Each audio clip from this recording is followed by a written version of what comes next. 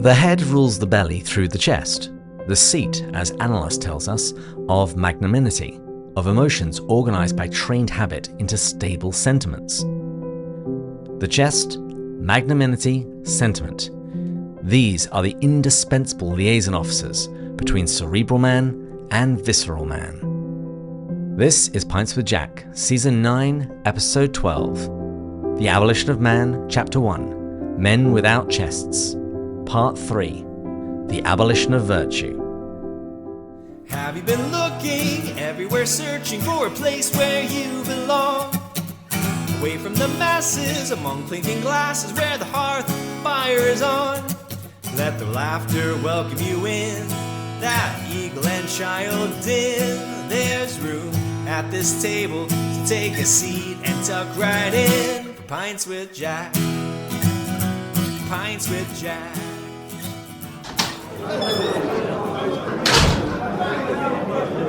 Welcome, friends, to Pints with Jack. Matt Bush here.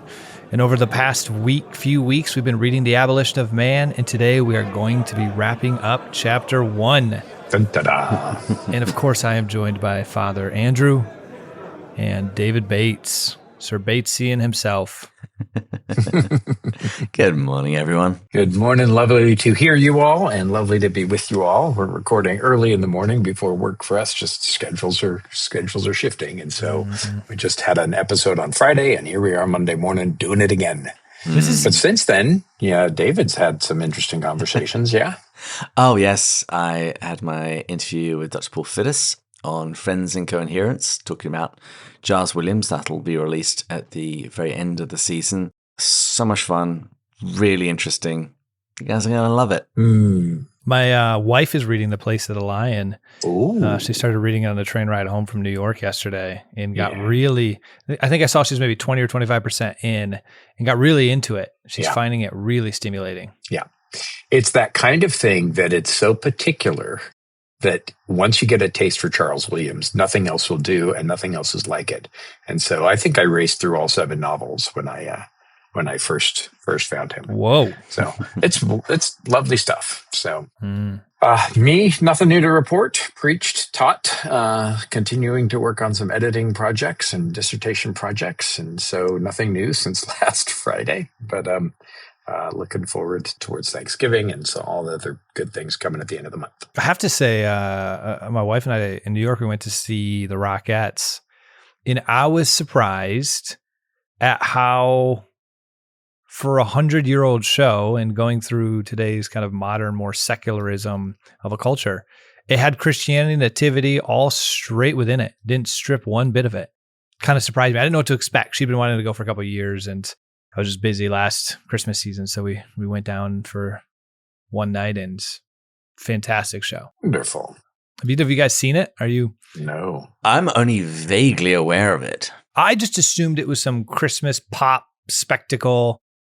It's much more feels a little bit like the feeling of the Nutcracker, but then More contemporary. There's a bit of that. And then the end, though, the whole nativity, like it's a grand nativity scene with the Magi coming, presenting to the gifts to the newborn king, Noel, all this stuff. And I was like, wait, this is Broadway, New York City, 2025? Like, this is still here? I was a little surprised, to be honest. I thought it would have been watered down or something. Christmas apparently still gets a bit of a pass. That's what I was talking about. Well, gentlemen, it's the morning, so I have a feeling I know most of our answers, but what is everybody drinking today? Coffee. My typical Texas coffee in my flamingo mug. The flamingo was the kind of unofficial mascot of my seminary. I am drinking not Yorkshire Gold because we've run out of that, and thankfully there's a shipment turning up today. So at the moment I'm just slumming it with a little bit of Thai food tea. Oh, boy. Is Amazon delivering it? Mm-hmm. I have to say, I know this will be a controversial take to some people, but man, I love Amazon. My wife and I were even talking with the baby on the way. We're like, well, what are the things we're going to need? And we're like, well, you know what? You most likely can just overnight it as we figure it out in real time.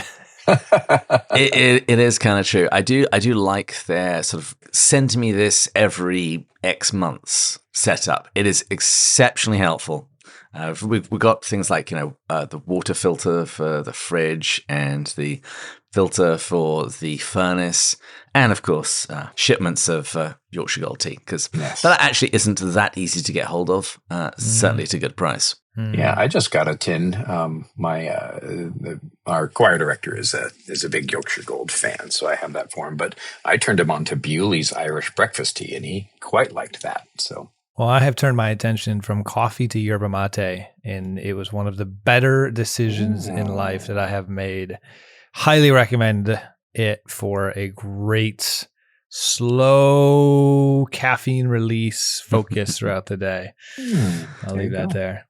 I always compare tea to coffee when it's the wake up. Tea sort of coos to you gently as you're still in bed and just slowly strokes your hair until you're awake. Coffee just slaps you in the face and tells you to get going. That is correct. Well, anyways, Andrew, can you please offer one of the famous Father Lado toasts for Patreon supporter Lucy Dearden Jones? That's a great name. Oh, yeah, that is a great name. Well, Lucy Dearden Jones, or maybe Darden, but probably Dearden. Lucy Jones, we lift our glasses to you early in the morning. Cursed is the man who greets his neighbor loudly in the morning, but I hope blessed are those who lift you up in honor and praise and ask all of God's blessings for you this day and forevermore. Cheers. Cheers. Cheers. It was more like a blessing than a toast, but I think hopefully you'll take it. All right, so before we dig into the final section of Chapter 1, we of course need to do a little recap of what we've read so far. When we began Chapter 1 of The Abolition of Man, Lewis introduced us to an English school textbook which he dubbed the Green Book, that was written by Gaius and Titius. The book began by recounting the story of two tourists at a waterfall, one who described it as sublime and the other who called it pretty. Gaius and Titius said that these remarks only refer to subjective feelings of the tourists, not anything about the objective value of the waterfall. Lewis said that in the place of English composition, their pupils were being subtly taught a philosophy that all sentences containing an assertion of value are statements about the emotional state of the speaker, and that all such statements are unimportant.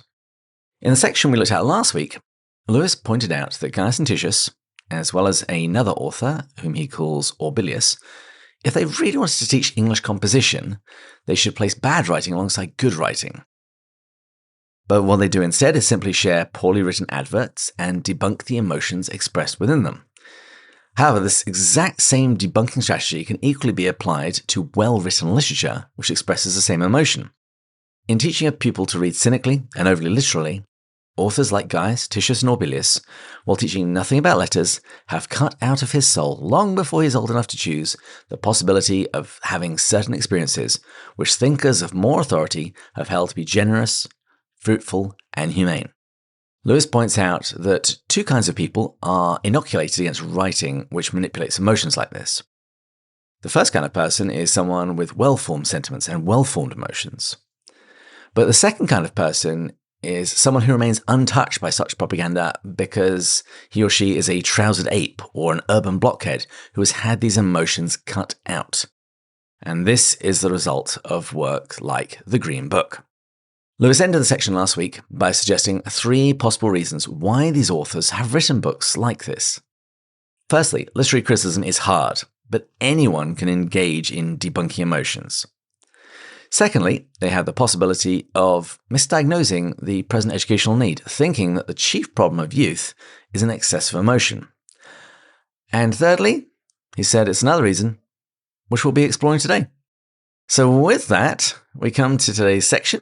Lewis describes what comes next as a digression, but I'm not really sure why, since I'd actually say it's the heart of his argument. And it's about the difference between old education and new modern education.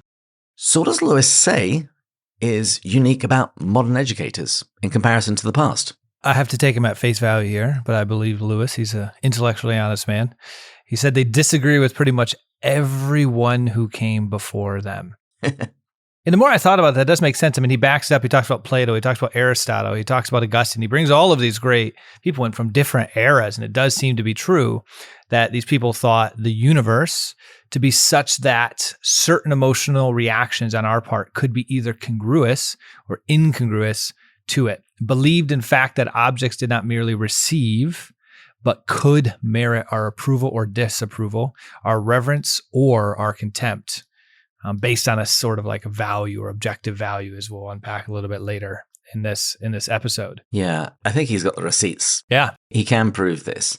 But I also find that this sort of thing happens quite often in history where you don't actually realize sort of the monumental mind shift that's happened until you really take a look at how people thought before and how people think afterwards, and you see this underlying shift has happened. Just because, we're modernists and we're egotists, we just live in the here and now, and so we automatically assume that everybody has always thought like us. And that's actually Lewis's argument for why we should read old books, which is the essay that opens the translation work of St. Athanasius by his friend Sister Penelope. This also makes me think of Carl Trueman, and I mentioned him before, but he has these different books. I think this is a subtitle. I always forget what the main one is. I think it's A Strange World, but it's like Making of a Modern Self.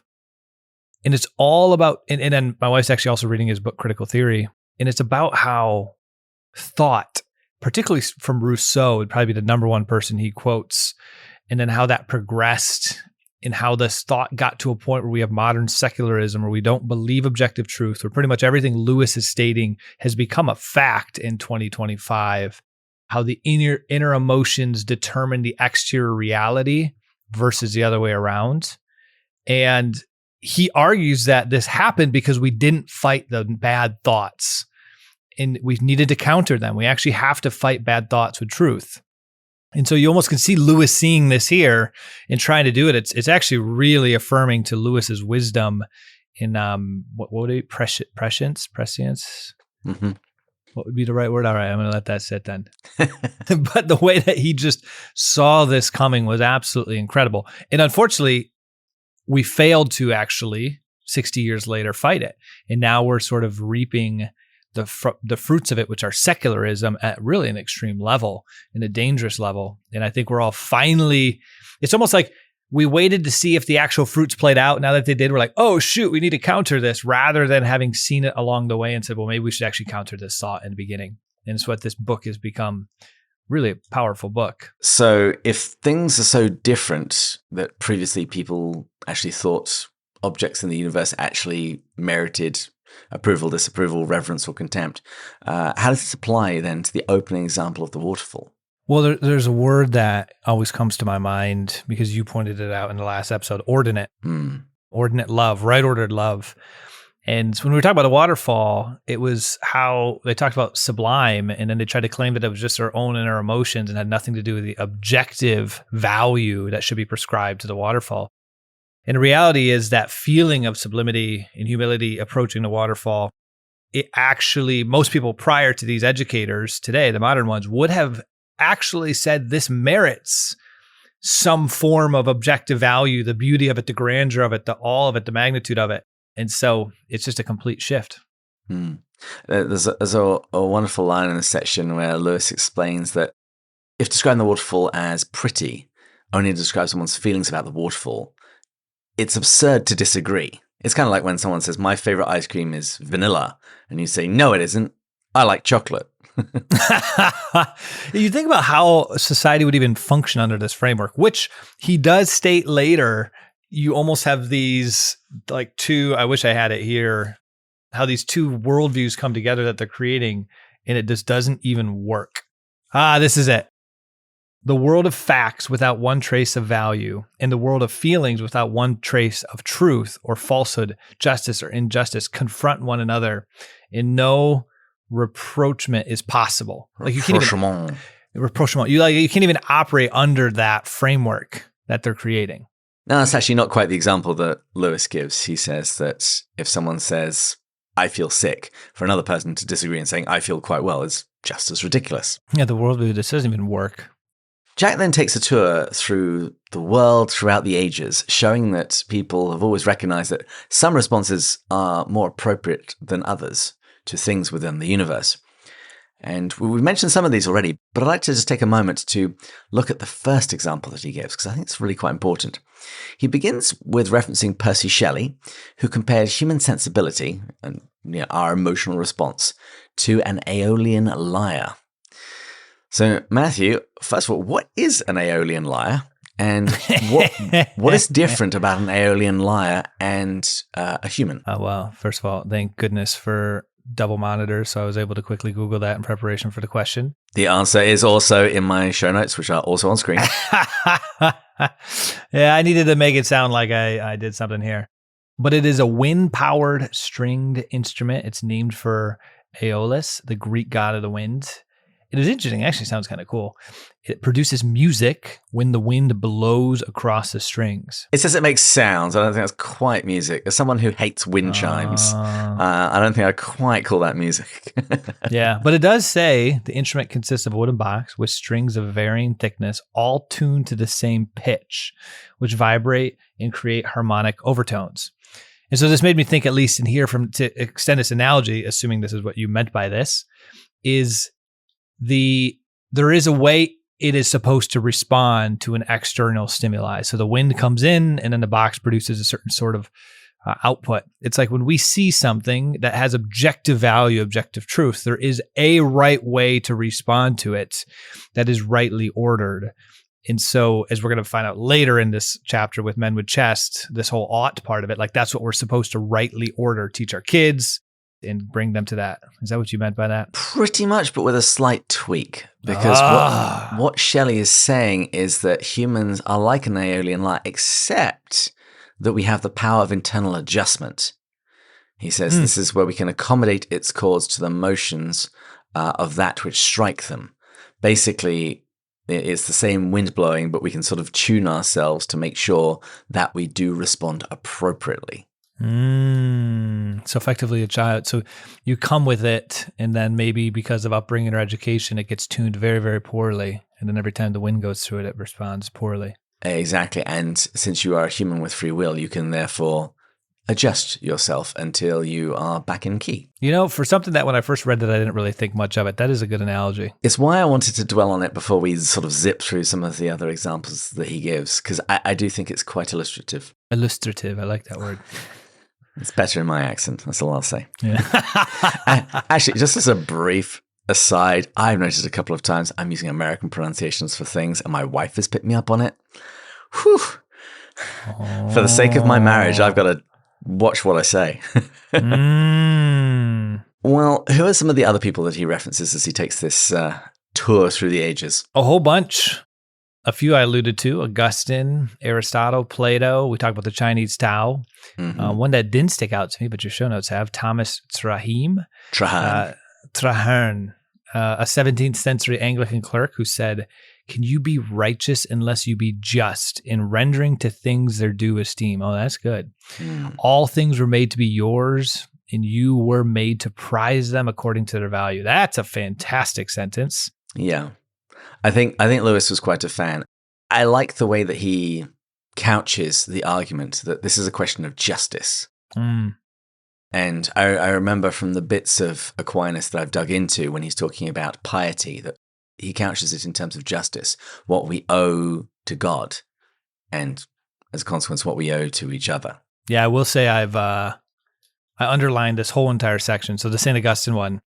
St. Augustine of Hippo, who defines virtue as ordo amoris, the ordinate condition of the affections in which every object is accorded that kind and degree of love which is appropriate to it.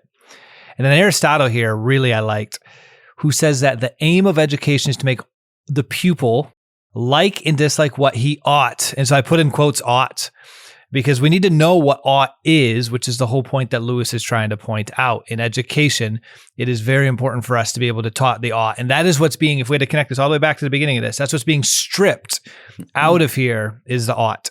And Aristotle says that a child who's been trained in that way, they've been trained in ordinate affections, so they like what they should and dislike what they ought, they come very easily to the first principles in ethics.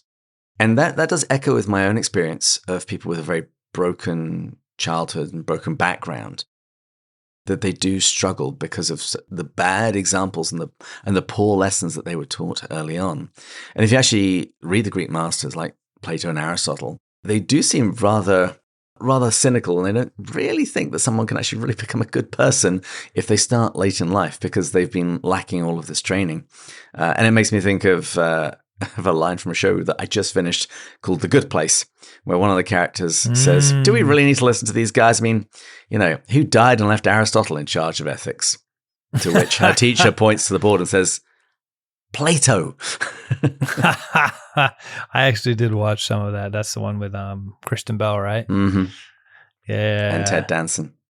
Yeah, that was decent. But fortunately, we're not just Greek philosophers, we're also Christians. So we believe that the grace of God can do amazing things. It also makes you sympathize because bad thought isn't necessarily, it's the fault of the person. It's that age-old problem of like, when you have childhood wounds that you carry into your regular life, like you both have to understand they're not your fault, but you also have to accept agency. It's that both ands that I think therapists talk about. You can't just go and blame your parents for everything, but you can also recognize like there's certain things in your childhood that aren't your fault, behavioral patterns, and you've got to work through those. I feel like it's the same thing with thought. Like we can start looking at other people that have different thoughts is stating like, hey, you know what? They had a very different upbringing, and that doesn't excuse it. That doesn't just mean like, well, everyone's fine with theirs, or is a better thought and a worse thought, but like creates a bit of a charity. I feel like I can't sit here and take with ego and pride. I mean, I was just very fortunate. The communities that I went through, the education that I went through, that it just formed me. The mentors put in my life formed me in a certain way. Yeah. Because sometimes I actually ask myself, man, it would have been nicer to have a little bit less bumpy. I've got my own bumpy path to where I am now. And there's other people that just had a very smooth one. I was seeing some meme online, obviously from our denomination, I'll just say it this way, but it was like born Catholic, raised Catholic, stayed Catholic, died Catholic.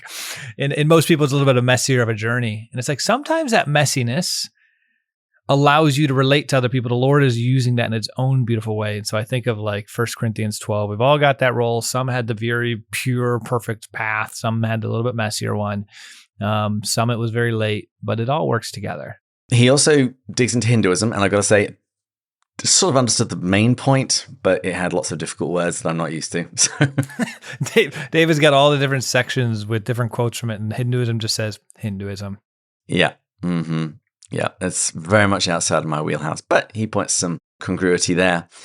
And he introduces the Jewish law, the Torah. Some things really are true and some things really are false. And you mentioned earlier the Tao, and this is going to be making a reappearance in the next chapter. But here he defines it as it is the reality beyond all predicates, beyond all assertions, the abyss that was before the Creator himself. Slightly strange conception for a Christian, what's before God, but it's the idea that it is nature, it is the way, it is the road, and he says that it's also the way in which every man should tread in imitation of that cosmic and supercosmic progression, conforming all activities to that great exemplar. So it's a way that we should be responding to things. And actually, one thing I should have said when I was talking about the Greek masters, and it's a shame that Andrew's computer gave out because he would love this. I would like to think of the fox. Do you remember the moment in Till We Have Faces when the fox is overcome with emotion? No.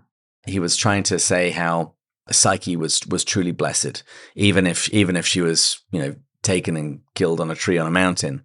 That she had chastity and all of the virtues, but as he's saying this, he sort of breaks down, has to cover his face with his hood, and Aurel doesn't see him until the next day. And he says something to the effect of, I came to philosophy too late. There's still a chance for you. He still regarded his affections as disordinate, but with a difference because he's a Stoic.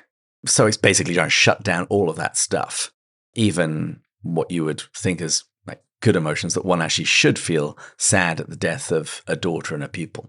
I remember just the perfect example of this in modern times a little bit is I was having a conversation with a friend about the role of chastity in overall pre-marriage and in marriage, but we were talking more about pre-marriage. And long story short, he was married and telling me, man, I wish before I was married I would have had a little bit more fun. And I was like, that's such a dangerous thought to do that, because that is completely changing the, I almost said ordination of love. I don't know what would be that word, but like the right ordering of the love. It's making it more and more difficult that when you are married, that you're going to be able to have the most beautiful form of chastity within the marriage, because you're going to always be fighting, You can't just like turn that on and off. It's part of it's almost like your form of education, but this is more of like a life education in this area. He's like, well, how did I know? It's just not that big of a deal. And I'm like, again, talking about chastity. That's what he learned from marriage. Whoa. Yeah. So we had a big disagreement on this. So anyways, I thought that was a little interesting. Yeah. So moving forward, Lewis says he's going to describe all of this, what Traherne says, Augustine, Aristotle, Plato, what the Hindu mystics taught, and what the ancient Jews taught. Why do you think he describes, for sake of brevity, it as the Tao? Why do you think he chooses that one as the shorthand? I actually don't have the answer to that other than I didn't like it. It confused me. It just genuinely threw me off because I was like, I don't know if he was trying to be ecumenical or not, but I'm thinking at the same time, it's best rooted in the truest source of it, which is the Judeo-Christian form of it. So it kind of confused me, to be honest. It definitely confused me the first time I read it. Coming back to it, I actually start to see why. Aside from the fact it's a neat short word, so he's writing this by hand, so he doesn't have to write such long words. I think he chose it not quite so much for ecumenical reasons, but to show the ecumenical nature of his argument. That this isn't a Christian argument. The abolition of man is defending a foundational pillar of Christianity, but it itself is not Christian. You don't need to hold to even monotheism if you want to assert this doctrine of objective value. Can I ask a question though? No. Can you? Man, we don't have a lot of time, so I got to be. Can you actually? Is it not Christian? Like without Christianity, without Christ, without what we believe to be objective truth, is this even possible? Are all of the other ones just imitations of it to some degree? Or imitation sounds like a bad word because many of them have different degrees of overlapping truth with it. But like, it kind of is Judeo-Christian at its core and not possible to even have objective truth without Christianity. Therefore, the whole thing falls apart without. Am I wrong? I would say that we have the best means to ground the objective truth.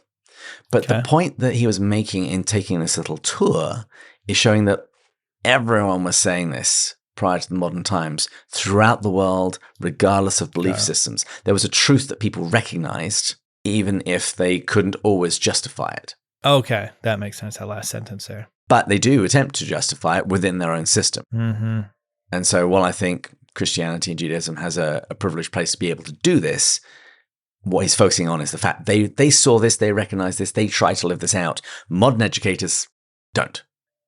Or at least some of them don't. That makes sense. At the heart of the Tao is this, as I said, this doctrine of objective value, which he says is the belief that certain attitudes are really true, others really false, to the kind of thing the universe is and the kind of things we are. And it's actually kind of funny. Lewis gives an example as to what he means here. He says, I myself do not enjoy the society of small children. This is one of the greatest children's authors of all time, ladies and gentlemen. He says, I don't enjoy the society of small children, but because I speak within the Tao, I recognize this as a defect in myself.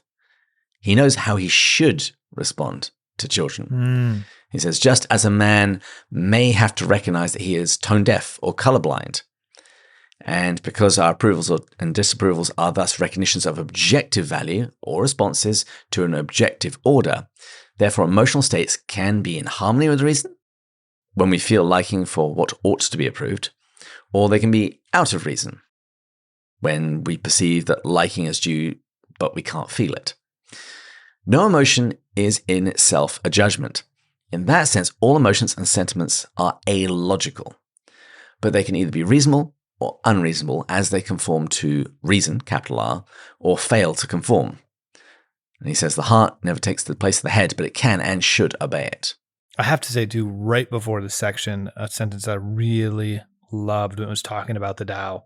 But to recognize a quality which demands a certain response from us, whether we make it or not. I really like that. And similar to this is effectively, I'm just stating the sentence right before what you were saying, where he then proves like he ought to have given this emotion to this thing, but it's not. And that's more his fault than the actual objective reality of it. But I thought that whether we make it or not doesn't change whether it's demanded.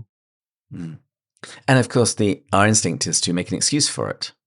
It's like, I just don't like kids, and that's fine. Yeah. And the Tao says, no, it's not fine. That is not how you should be responding to these cute little cherubs.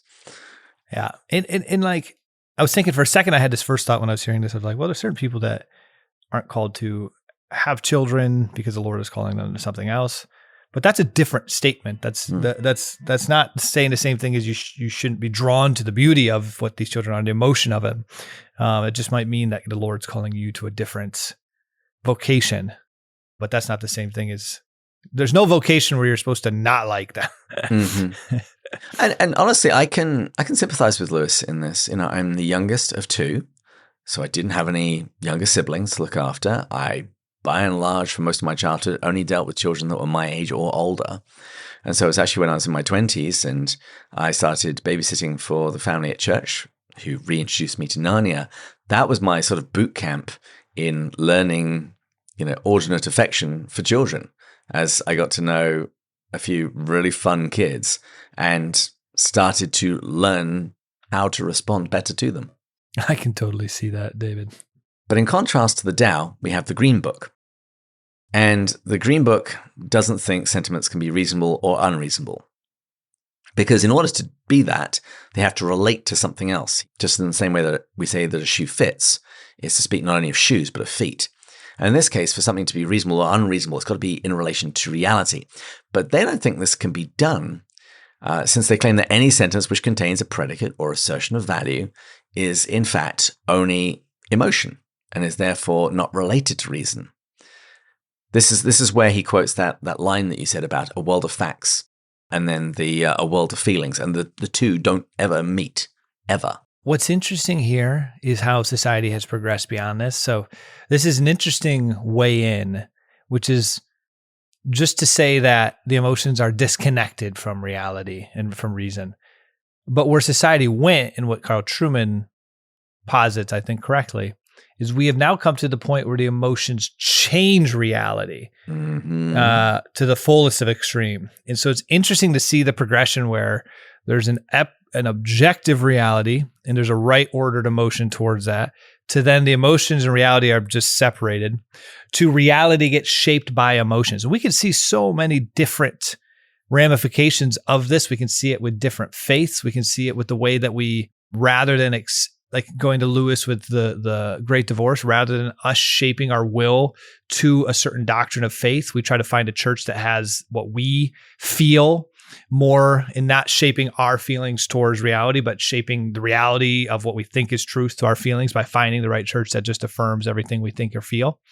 There's a lot of ways that this manifests itself. Some would get a little political if I brought them up. Yeah. But Lewis is going to go there. We will eventually get to the place. He doesn't think this is where it stays forever. That it goes somewhere. Well, that's brilliant then. I mean, I will give Lewis the most incredible praise when we get there. Well, Jack offers a concrete example to examine, and it's based on the Latin phrase Dulce decorum est pro patria mori. And since Andrew isn't here and I now have a score of 10 on Duolingo Latin. Is it 10 out of 10 or 10 out of 100? It's much closer to 100 on there's an international language score that they've integrated with, but their Latin course only goes up to 10. So actually, it does go a little higher than that. I think it's 30 something, but I'm a 10 on Spanish at the moment. It goes, I love this progression. It doesn't go ahead. Well, it goes a little higher. Well, like 30. So I'm only like a third of the way there, but let's just pretend I'm a 10 out of 10. But yes, Dulce decorum est pro patria mori. It means it is a sweet and seemly thing to die for one's country. And Lewis situates this as a Roman father teaching his son. And Lewis says he was communicating to his son an emotion which he himself shared, which he believed to be in accord with the value which his judgment discerned in a noble death. So he's teaching, he's imparting his son an emotion, a sensibility about something that he believed is true, a right way to be and to act with the rest of the world. But of course, Gaius and Titius would just debunk this Roman notion, because they would say, well, death isn't edible, and so therefore can't be sweet, and not even by analogy. That's so weird to state. But it shows an overly literalistic reading and what logical positivism does. Unless it can be proved by tautology or empirical evidence, it's meaningless.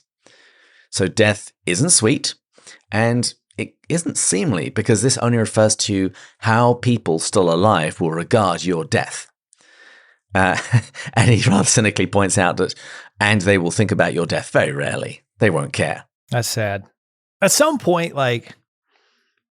the thing is, it didn't work because society embraced a lot of this thinking and secularism. But this was one of the things that brought me back to Christianity through C.S. Lewis, was just living a different way and experiencing the shallowness of it. I read this and it just seems blatantly obvious, the shallowness of it. But maybe that's an unfair critique. It's kind of like saying, how can others not see this? But I guess you can only see it from within, as Chesterton would say. When you're inside and you've experienced, can you understand? I think he says that about Catholicism. And from the outside, or as he said about Christianity itself versus evolution or something, and Everlasting Man, I think. It's in Chesterton. It's also in MacDonald, talking about the image of a church, that the stained glass only makes sense when you're inside and the light is pouring in. From the outside, it just looks kind of weird. Yes. But I do think this is part and parcel of the debunking mindset, to be able to see through something. And so they would see themselves as seeing through this fake piece of manipulation. But Lewis actually says that they've got a dilemma now, because given their own standard, they either have to be consistent and debunk this notion that it is sweet and seemly to die for one's country, or they actually have to find some other way of justifying the sentiment, because it's useful. It's useful if members of a country think that it is good to die for one's country when that country is being invaded. Because if they don't have that sentiment, they're just going to run away. But then the question is, well, then how do you do it? How do you inculcate that sentiment? Because you can either do it through propaganda. Lewis, he's going to use the term a bunch in the rest of this book, conditioning. And he says, it's not like the Roman father teaching his son. It's not like older birds teaching younger birds to fly. It's like the poultry keepers looking after the animals that they're going to, overfeed, so they're super fat, and then they're going to kill them. They're manipulating them for purposes that the young birds don't actually know. It's not a passing on of something, it's a controlling of something for a particular end. Conditioning versus initiation versus propaganda and conditioning is quite an impressive, that really makes a lot click of what's kind of happening here. Because you can teach people a classical education that forms them in a way to think that they can see beauty, goodness, truth, or you can try to shove it down them. And then if you shove it down them, you can shove anything down. It's a very interesting way to see that. But if you go the other route, you can't shove anything down. Now, maybe you could argue, I always try to steel man in my head, maybe you could argue, well, couldn't you initiate with a whole different curriculum that leads them to this anyways? I'm thinking of today, the initiation of Rousseau and a bunch of this thought that did end up taking root, critical theory, that did end up leading to the rise of secularism. And you could argue that you could also initiate someone to that. But I guess you probably, if you actually truly shared with them that plus classicals or whatever Lewis would argue is the proper, one should win out naturally, not through shoving it. Maybe that's the argument being made here. Well, I think it's a question of what's true. Are you teaching are you teaching your children not to steal because it is right not to steal? Or are you teaching them not to steal because you can never find your AirPods when you go looking for them? Is it to serve you, or is it because it is objectively true? Mm-hmm. And Lewis says, and he's going to deal with this a little bit more later, that some people might try and justify valor and bravery on other grounds, not simply because that is the appropriate response. You can try a rational response or a biological response, but guys and teachers don't really care about that at the moment. No. They're not so much about building up at the moment. They're about debunking. And so they are going to debunk any sentiment that is being inculcated in their students. They are teaching them to be aware of it and to see it as ultimately meaningless. But assuming that virtues could be justified somehow without appealing to objective value, let's say we came up with a system that we could get there somehow. What's the problem? Let me think about this. But assuming that virtues could be justified somehow without appealing to objective value. Mm-hmm. So it's not objectively true, but we can find a way. I would assume the way, first of all, would be like a democratic way. Like sort of as a country, we all agree that something is right or wrong and become virtuous, which is, I'm now going back to my debate with Trent Horn. I mean, debate's a strong word. An interview with Trent Horn. There was no debate. He could shut me down in a second. But and then, okay, so then you do that. But the problem is the person isn't actually virtuous. I think it's arguments like this. It is good for society if, and then here you put in the virtue. So it is good for society if you do X, Y, and Z. Oh, see, there, I'm becoming American. X, Y, and Z. The problem with that is that it's all very well to say that such and such is good for society if I do it. But what if I don't want to do it? What if it's dangerous? What if it's hard? You know, these things themselves, they can't actually make a man virtuous. Unless I have, Lewis calls them trained emotions, unless those are deeply instilled within me, my intellectual reasoning is going to lose against the animal part of myself, the fight or flight, or just pure laziness very often. It's not a syllogism, really, that's going to keep me at the front lines. It's a belief in my country that is the right thing to do for me to defend it. That's what's going to keep me there. Lewis says this. He says, I had sooner play cards against a man who was quite skeptical about ethics, but bred to believe that a gentleman does not cheat, than against an irreproachable moral philosopher who has been brought up among sharpers. So card sharks, basically. He's saying, I'd much prefer to interact with someone that isn't really sure if there is objective truth, but just as long as they be brought up to act like there is. You know, they have deeply inculcated sentiments about that, rather than someone that knows the theory, but they've lived and breathed cheating all of their lives. It does go to show, as parents, as a parent myself now, and soon to be one. On the outside? Actually raising one outside the womb. Yeah. The ultimate goal is to raise your child in both the formation here of building up the chest and understanding that it's like a gentleman does not cheat, and actually teaching that. And you also want to make sure they understand intellectually as well. But if you're going to choose one or the other, at least just instructing them without even the understanding what is still a very valuable thing. Earlier, I talked about a fight. Lewis actually gives that example. He says, in a battle, it is not syllogisms that will keep the reluctant nerves and muscles to their post in the third hour of bombardment. And remember, Lewis went through this himself in World War I. He said, the crudest sentimentalism, such as Gaius and Titius would wince at, about a flag or a country or a regiment, will be of much more use.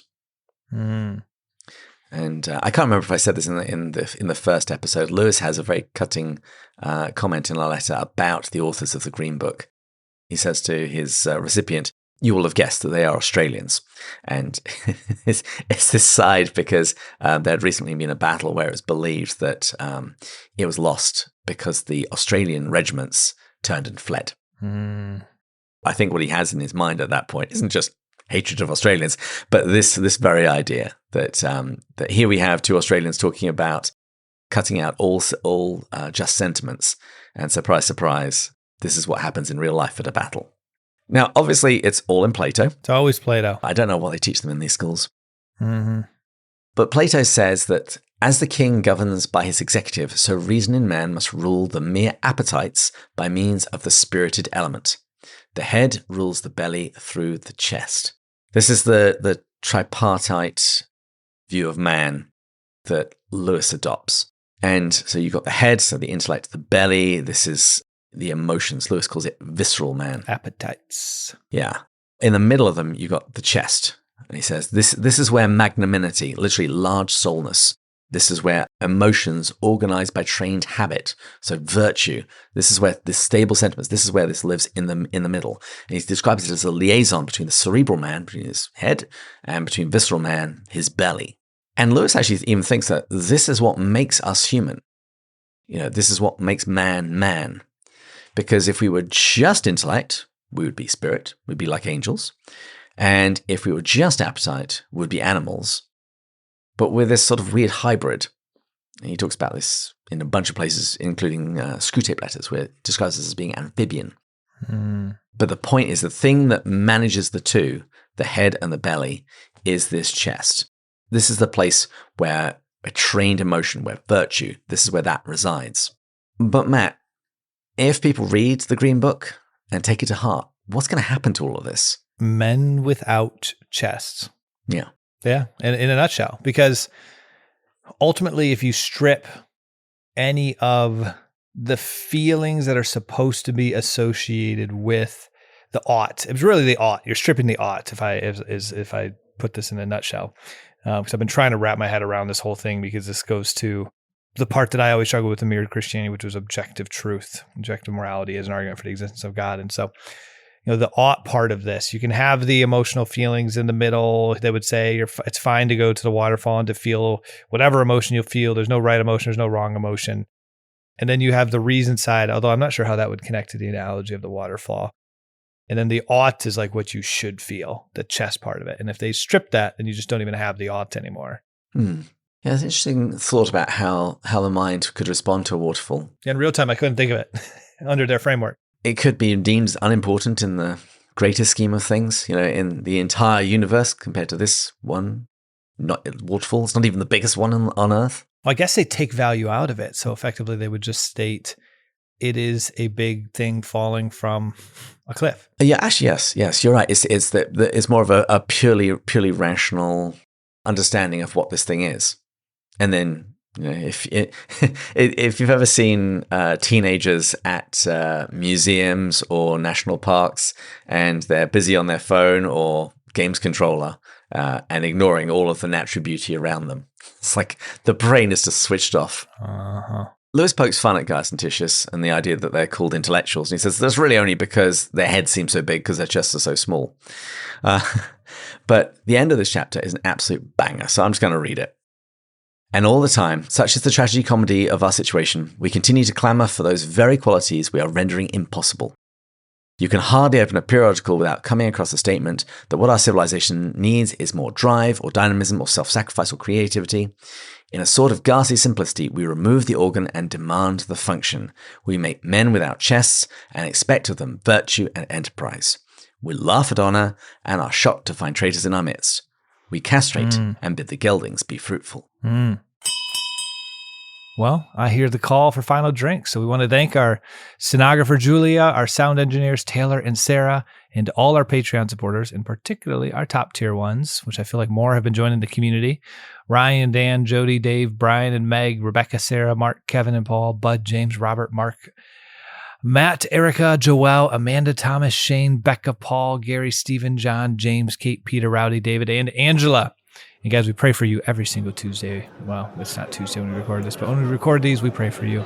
And if you enjoyed this episode, please go subscribe on YouTube. David has been faithfully building that out, and we will see you in chapter 2. And please join us next time when we'll go further up and further in. Cheers. Cheers.